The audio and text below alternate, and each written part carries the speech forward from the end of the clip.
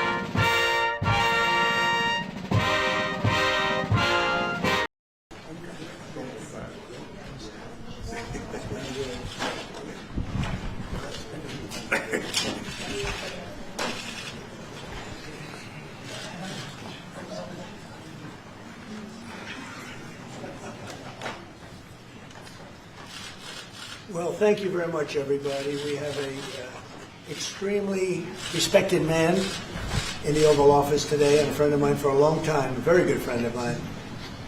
And I'm very proud of the job he's done. What he's done is incredible in terms of human rights and everything else.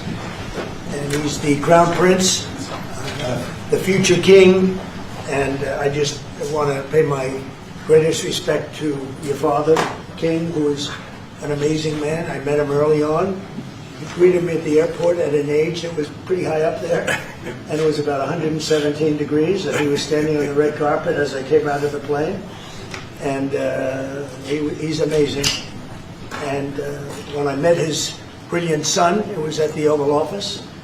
shortly thereafter, you came in representing the country, and I called the father. I said, this guy is fantastic.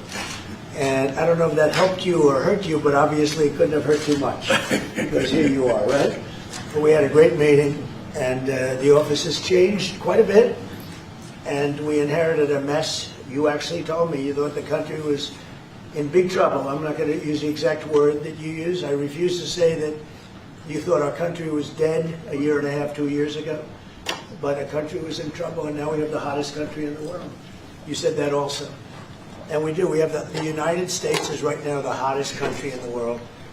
And between the tariffs and the election, November 5th election, we've done things that nobody can believe. $21 trillion will be the amount invested in the United States or committed to invest in 1 year. So I'm here 9 months, we're up to almost $18 trillion. Biden, as an example, the Biden administration, if you call it that, it's not to me, it was the Biden lack of administration. They were less than $1 trillion for 4 years. We're going to be $21 trillion for 1 year. I think that's hard to believe. The biggest in history was a certain country, $3 trillion. We're going to be $21 trillion. On top of that, prices are coming down. We inherited a mess with high prices, the worst inflation in the history of our country. We had inflation that was a single full 4 years, the worst inflation in the history of the United States.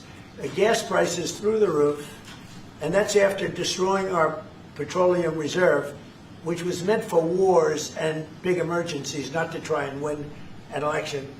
They opened up the reserve so that people get $3 less in gasoline, and it didn't work. They got about 3 cents less, because as big as those reserves are, they're peanuts when you're talking about that kind of traffic. And we're rebuilding the reserves. We're doing all of this, and we've done a job. We're also bringing down prices very substantially, and we've already brought them down very, very substantially. Gasoline is way down. I think you'll be seeing $2 gasoline, but we're now at $2.50, $2.45. Some are lower than that. It was $4.50, $5, $6, $3.50, $3.75. Under Biden, all different numbers, but way high. And we have energy way down. But the biggest thing to me, because I know what it means in jobs, is the fact that we're at over $17 trillion, Scott, and we expect to be around $21 trillion in 1 year. And that's many times bigger than in history. The highest number was $3 trillion. And we're going to be at $21 trillion. That means new plants, new AI, new auto plants. We have auto plants coming in from Canada, from Mexico, from Germany, from Japan. Toyota just agreed to invest $10 billion on new auto plants, all American workers. We've never been in a position like this. You can go back to the beginning. Our country has never been in a position like this, and it really is because of the fact that we use tariffs to bring all this money in. And you're going to see the results in a year when these plants start to open up. We have more plants under construction now than at any time in the history of our country. And these are big plants. These are the biggest plants anywhere in the world. And I want to thank you because you've agreed to invest $600 billion into the United States. And because he's my friend, he might make it $1 trillion, but I'm going to have to work on him. But it's 600. We can count on 600 billion. But that number could go up a little bit higher, yes, or I don't know. We'll see. But we appreciate it very much. So Saudi is going to be investing at least $600 billion, and that means investments in plants, in companies, money on Wall Street, and what it really means for everybody that really counts is jobs, a lot of jobs. We have a lot of jobs. So I just want to thank you. We've been really good friends for a long period of time. We've always been on the same side of every issue. I think we've done a great job in wiping out the nuclear capacity of Iran. Nobody else could have done that. No other president would have done it. We had the pilots in the Oval Office right here. We were celebrating a very successful attack. So I had them in with that beautiful B-2 bomber that's over there. And they said, sir, for 22 years, we practiced this attack. Our predecessors, these were very young guys, so 22 years, they said our predecessors and us practiced the attack on Iran, but no president ever gave us the go-ahead. 3 times a year they went out and they practiced the attack. Nobody let us do it until you came along, and I let them do it because it was the right thing to do. You can't have a nuclear Iran. And so we put you in a very good position. But I just want to say it's an honor to be your friend, and it's an honor that you're here. And if you'd like to say a few words, but thank you very much. Well, thank you, Mr. President.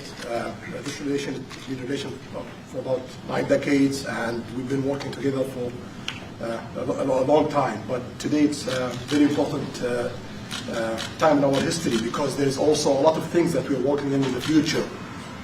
We believe in the future of the United States of America. We believe in what you're doing, Mr. President, is really creating a lot of good things and good foundation to create more economic growth, more business in America, and it will also your work for the world peace. I believe, Mr. President, today and tomorrow we're going to announce that we are going to increase that $600 billion to almost $1 trillion of investment, real investment and real opportunity by details in many areas. And the agreement that we are signing today in many areas in technology, in AI, in earth materials, magnet, etc., that will create a lot of investment opportunities. So you are doing that now. You're saying to me now that the $600 billion will be $1 trillion. Definitely, because what we are signing will facilitate that. And I like that very much. No, that's great. I appreciate that. That's great. We're doing numbers that nobody's ever done. And in all fairness, if you didn't see potential in the U.S., you wouldn't be doing it. Definitely. You don't want to lose money. As you said, Mr. President, it's the most hottest country in the planet. But what you're creating is not about opportunity today. It's about also long-term opportunity in the United States of America that will affect American economy positively in the next coming decades. Preparing the right foundation of emerging technologies, that's a game changer for America in a good way, and we want to be part of it. Yeah, we're doing really well. And this, you don't see what we're doing so much because we have, although the construction industry sees it.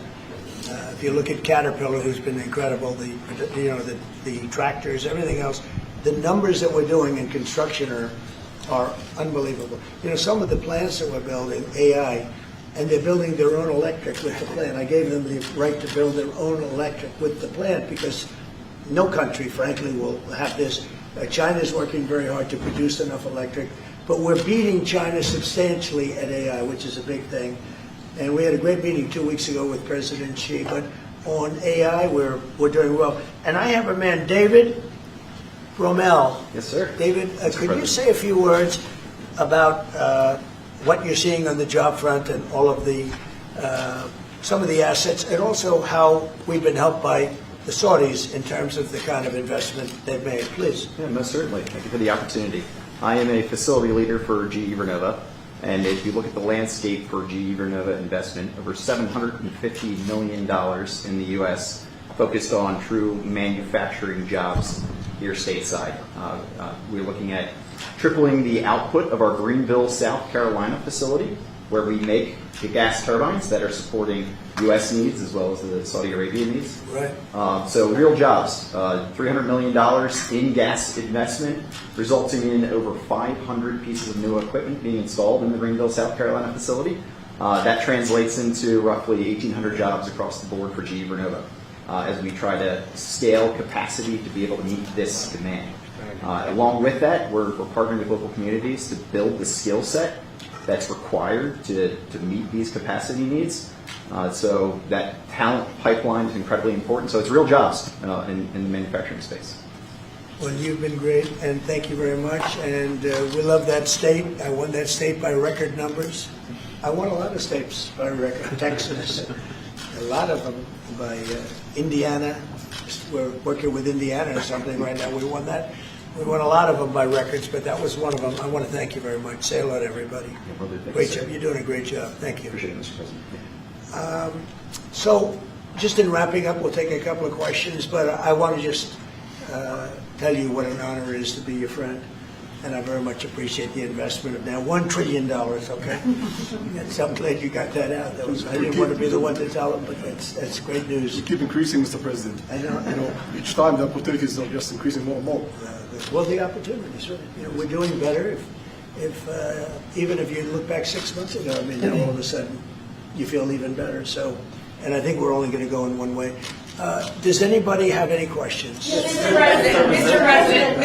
President, have you approved the export licenses for advanced chips to Saudi Arabia? The export licenses? We are working on that. We're negotiating that right now. Marco, do you want to talk about that, or Scott? Okay, well, I mean, that's part of what we may have announcements on that later today. But that's what we've been working on is the mechanics by which something like that can be achieved. And it's part of the broader process, part of this broader engagement and cooperation between our two countries. Certain levels of chips. Yeah. And for the Crown Prince, Your Royal Highness, you're talking about $1 trillion in investment. Could the kingdom continue to do that with oil prices in the mid-60s? Yeah, we are not creating a fake opportunities to, please America, please President Trump. It's real opportunities. For example, when you ask about the AI and the chips, Saudi Arabia have a huge demand of, a huge need of computing power, and we're going to spend in the short term around $50 billion by consuming those semiconductors for our needs in Saudi Arabia. And with the agreement that we're going to have with America, that will allow us to focus that consuming power in the short term by $50 billion from the South of America, and long term with hundreds of $billions in the long term. So there's a lot of real opportunities that fit to our need in Saudi Arabia and fit to our investment strategy. Mr. President, is it appropriate, Mr. President, for your family to be doing business in Saudi Arabia while you're president? Is that a conflict of interest? And Your Royal Highness, the U.S. intelligence concluded that you orchestrated the brutal murder of a journalist. 9/11 families are furious that you are here in the Oval Office. Who are you with? Why should Americans trust you? Who are you with? And the same to you, Mr. President. Now, who are you with? I'm with ABC News, sir. You with who? ABC News, sir. Fake news. ABC fake news. One of the But the worst. question is One of the legitimate, worst sir. in the business. But I'll answer your question. Thank you. I have nothing to do with the family business. I have left, and when I've devoted 100% of my energy. What my family does is fine. They do business all over. They've done very little with Saudi Arabia, actually. I'm sure they could do a lot. And anything they've done has been very good. That's what we've done. We've built a tremendous business for a long time. I've been very successful. I decided to leave that success behind and make America very successful. And I've made America more successful by far than it ever was, and that it ever could have been no matter who was president. There would be nobody bringing in $21 trillion, that I can tell you right now. As far as this gentleman is concerned, he's done a phenomenal job. You're mentioning somebody that was extremely controversial. A lot of people didn't like that gentleman that you're talking about. Whether you like him or didn't like him, things happen. But he knew nothing about it, and we can leave it at that. You don't have to embarrass our guest by asking a question like that. Okay, just ask Mr. President, if you allow me to answer. I feel painful about the families of 9/11 in America, but we have to focus on reality. Reality based on CIA documents and based on a lot of documents that Osama bin Laden used Saudi people at that event for one main purpose, is to destroy this relation, to destroy the American-Saudi relation. That's the purpose of 9/11. So whoever buying that means they are helping Osama bin Laden's purpose of destroying this relation. He knows that strong relation between America and Saudi Arabia is bad for extremism, it's bad for terrorism. And we have to approve him wrong and to build our relation, continue developing our relation. It's critical in the safety of the world. It's critical against extremism and terrorism. About the journalists, it's really painful to hear, anyone that been losing his life for, no real purpose or nothing illegal way, and it's been painful for us in Saudi Arabia. We've did all the right steps of investigation, etc., in Saudi Arabia, and we've improved our system to be sure that nothing happened like that, and it's painful and it's a huge mistake, and we are doing our best that this doesn't happen again. Mr. President, Thank you, Mr. President. The Crown Prince has been instrumental in helping lifting the sanctions on Syria. That's true. Will there be any joint investment between the U.S. and Syria? And will you visit Damascus? Are you from Syria? No, but Where are you from? I'm from Palestine. Oh, making a lot of progress, huh? Very good. Well, they like me. The Palestinians like me. As well after you, sir. Palestinians are doing very well, actually. I think we're working very closely with a lot of people that make everybody happy, including Israel, the Palestinians, and everybody. It's very interesting. No, I think that I will tell you, the Crown Prince called me, and he specifically asked me if I would lift the sanctions on Syria because he wants to see Syria make it. As you know, the leader of Syria was just here. We had a great meeting, and he's a strong guy, and I guess you need a strong person to run it. And I think Syria has made tremendous progress. And we did lift the sanctions at the request of the Crown Prince. Also, the President of Turkey, Erdogan, called me specifically. He said, you know, if you don't lift the sanctions, Syria doesn't have a chance. If you do, they have a very good chance. And between the two of them and some others, I lifted the sanctions. And the results so far have been pretty good. Can I ask you a question about the F-35s that are being sold to Saudi Arabia?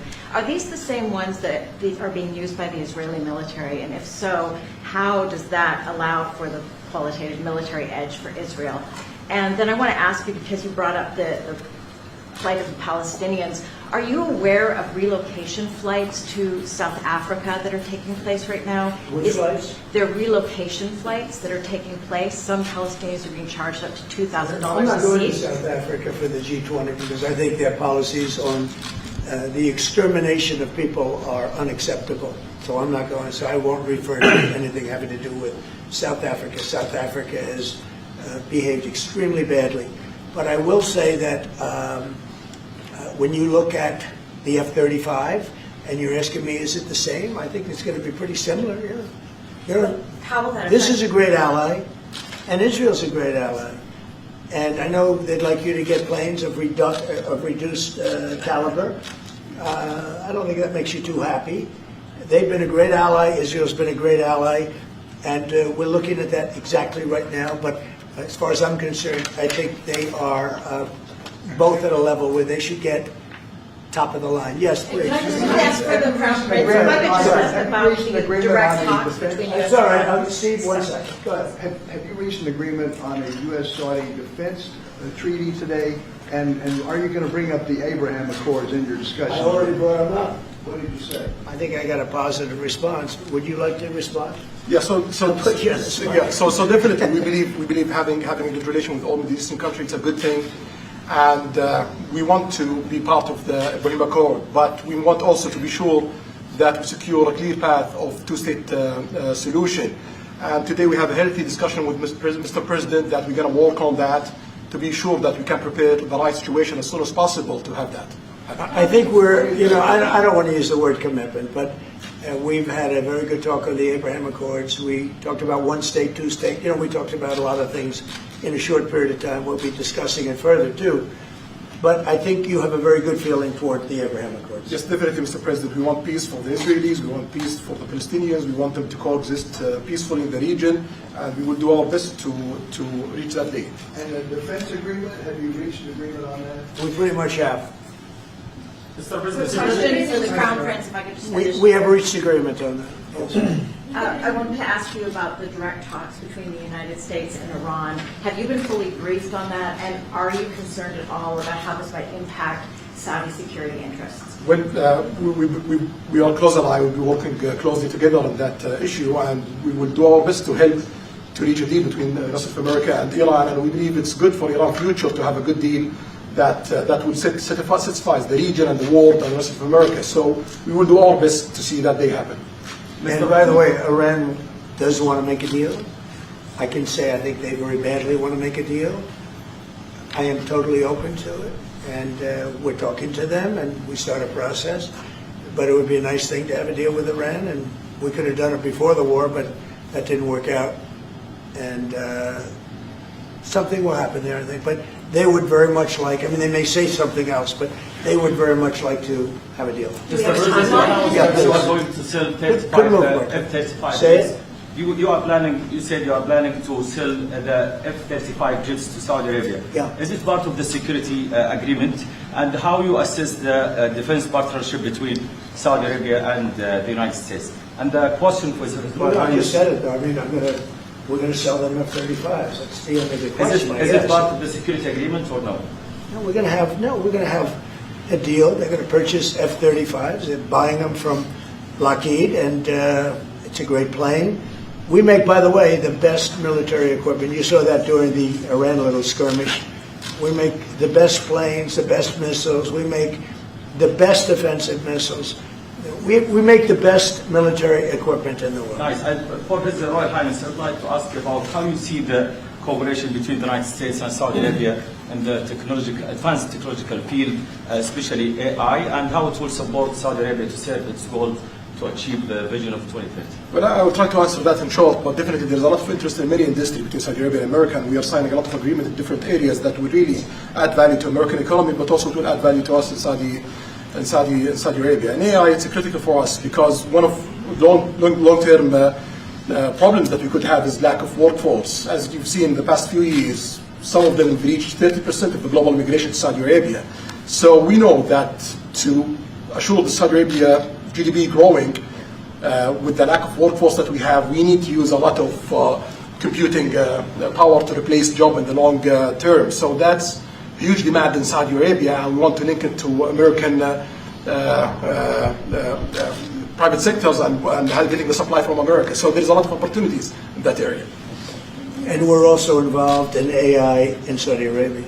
So we're working, and we're leading by a lot on AI. Actually, a lot. China would be in second place, but we're leading by a lot. And I have to say this, and our relationship with China has been very good. And as far as buying our farm products, they're pretty much on schedule, Scott. I'd like you to call them, say if they could speed it up. Sir. Okay, but they're pretty much on schedule. Mr. President, please. If I may, I have a question for both the Crown Prince and Who are you? I'm Faisal Abbas from Arab News, Saudi Arabia, Your Excellency. You should be a friendly question. Your Royal Highness, just picking up on something you just mentioned about how some people try to destroy the relationship between Saudi Arabia and the United States. Perhaps, since the launch of the vision, we've been used to having the bigger picture and that everything fits into the bigger picture. Might you want to elaborate a little bit about where is the relationship, the bilateral relationship, the strategic partnership between Saudi Arabia and the United States heading, and what's the big picture there? Well, I don't think it's a relation that we can replace it from the Saudi side or the American side. It's a critical relationship for our political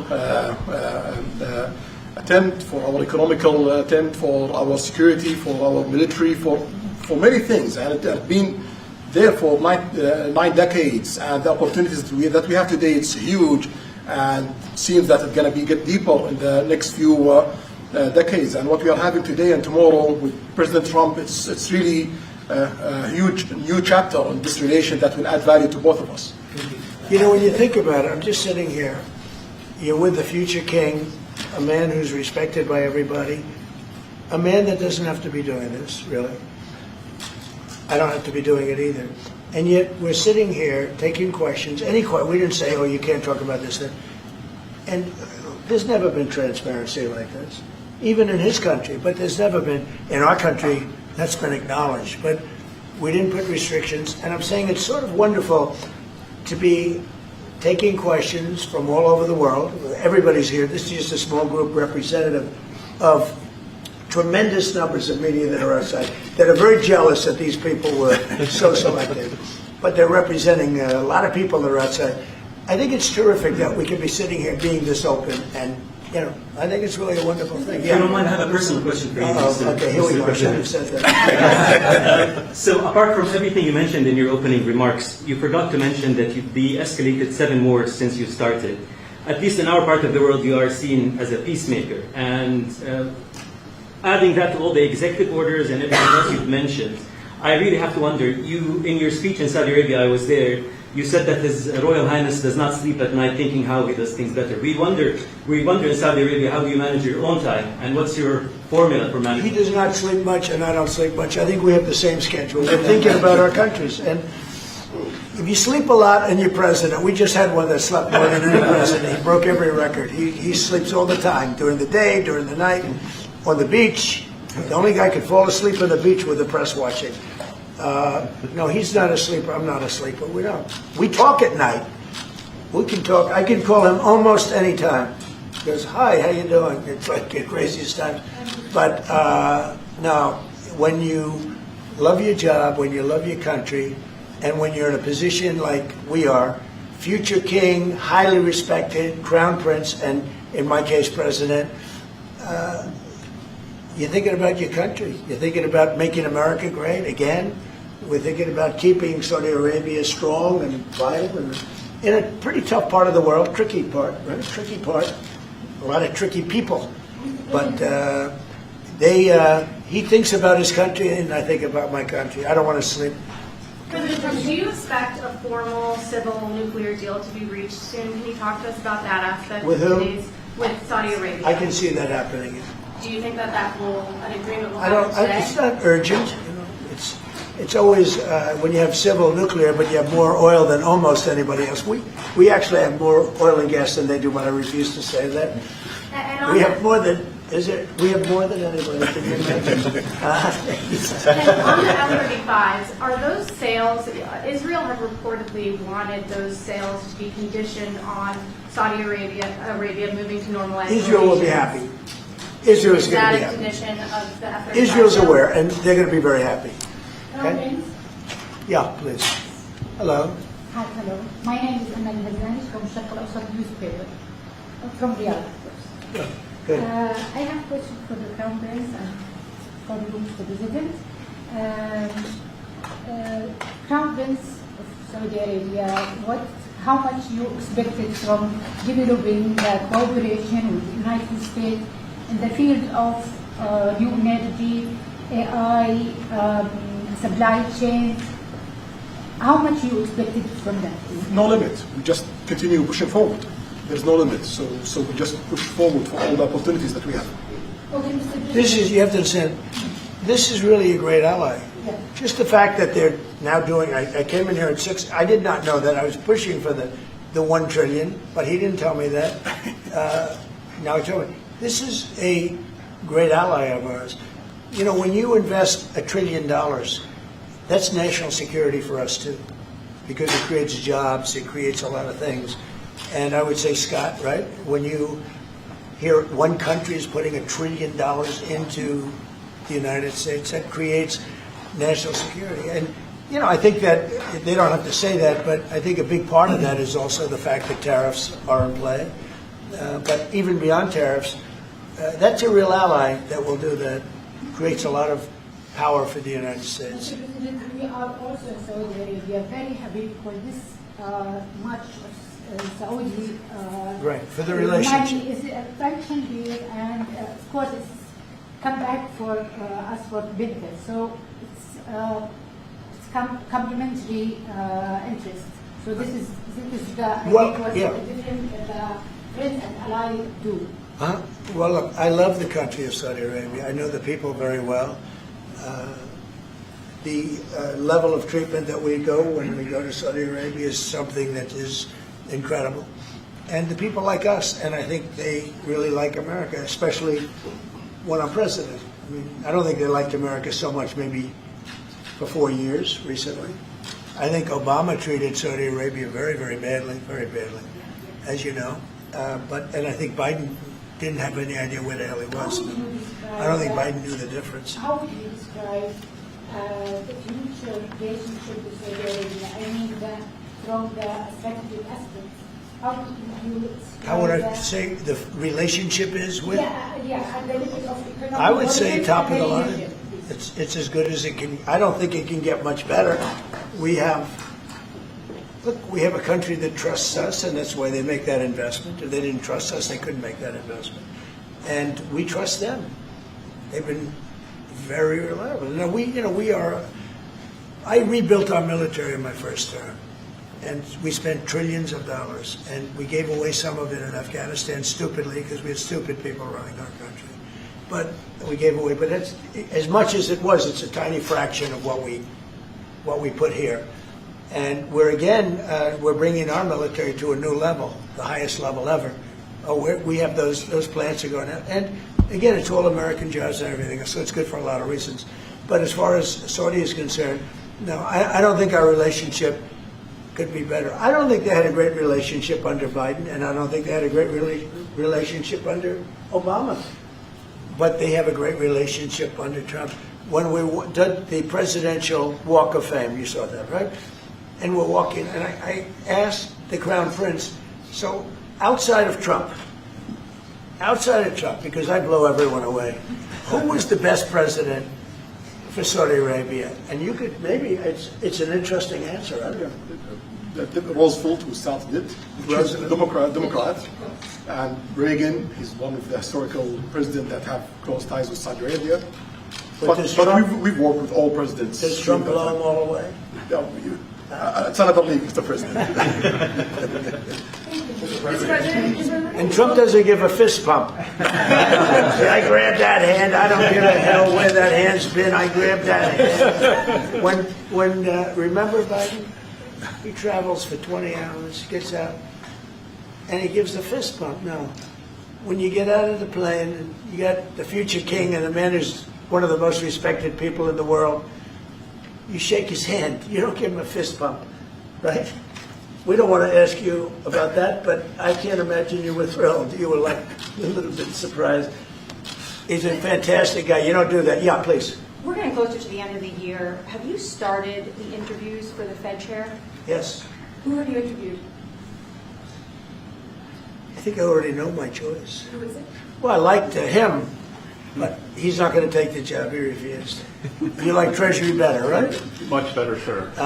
So we are talking to various people, and frankly, I'd love to get the guy currently in there out right now. But people are holding me back. He's done a terrible job, hurting housing a little bit. The truth is, we've been so successful, we've blown past his interest rate stupidity. He's been wrong. That's why I call him too late. He's too late. Jerome Too Late Powell. He was recommended to me by a guy that made a bad choice. And it's too bad. But despite that, it's having very little impact because we have all of these things happening. But it has an impact on housing to a certain extent. He's a fool. He's a stupid man. But we have some very good people. Yes, sir. You'll be sitting down with them in the near future, and we have some surprising names, and we have some standard names that everybody's talking about. And we may go the standard way. It's nice to every once in a while go politically correct. But we have some great names. Steve? Have they talked to the President Maduro of Venezuela yet? Or are you still open to that? He wants to talk. Yes, sir. Yeah, I'm open to talk. I talk to everybody. But no, he wants to. They treated us very badly. They sent all of their prison population into the United States, and we're getting them out rapidly. But he sent all of his, and he sends drugs into the United States and other things. No, he treated us badly.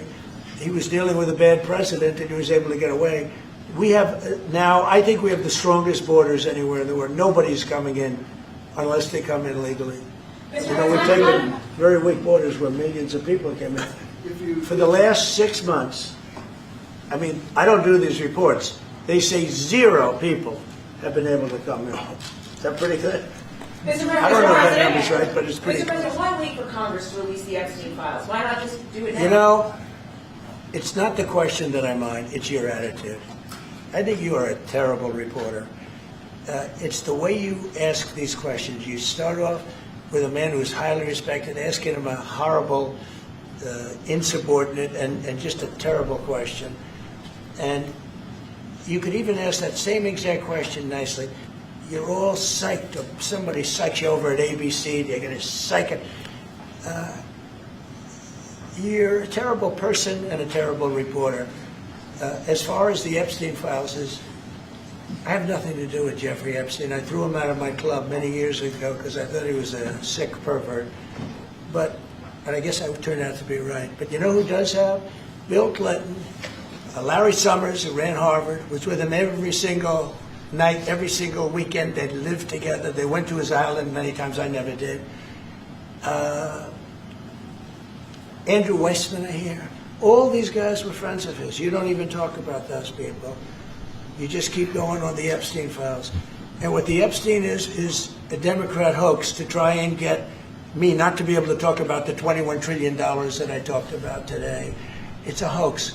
Now, I just got a little report, and I put it in my pocket, of all the money that he's given to Democrats. He gave me none, 0, no money to me. but he gave money to Democrats. And people are wise to your hoax. And ABC's your company, your crappy company, is one of the perpetrators. And I'll tell you something. So why not just sign it now? I think the license should be taken away from ABC because your news is so fake and it's so wrong.